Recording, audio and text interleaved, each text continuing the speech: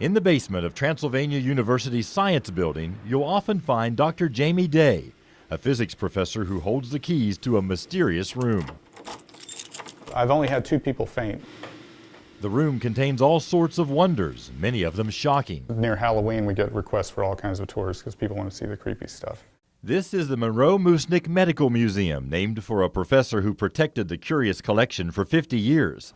These are items that were used to teach medical students here from 1799 to the 1850s, such as the rare medical Venus, a life-sized wax figure used to teach anatomy, made in Italy with removable organs modeled from the cadavers of 200 women. It's hard to tell, but when it arrived, the newspaper raved about how beautiful it was. The model was important because it kept students from robbing graves to study cadavers. It and many of the other items were damaged when the medical school burned in 1863. But Dr. Day is thankful no one threw them out. Because most of our artifacts survive, we have a better collection and a more comprehensive collection than just about any school in the country for this time period. Harvard has a bigger one, but many people have said that Transies is the second best collection for teaching science from the early 1800s. Some of the tools could be considered quackery, such as this device for blowing tobacco smoke into the bowels of drowning victims as a way to revive them. The idea was that the bodies were too cold and they had to warm them up fast, and the way to do that was to inflate them with tobacco smoke.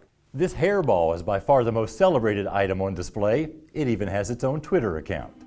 The 14-inch hairball was cut from a cow's stomach in 1848, donated by Abraham Lincoln's brother-in-law. I believe it's the largest hairball in the world. It's those bizarre things that brought rocker Ozzy Osbourne and his son Jack here last year to shoot a segment for their reality show.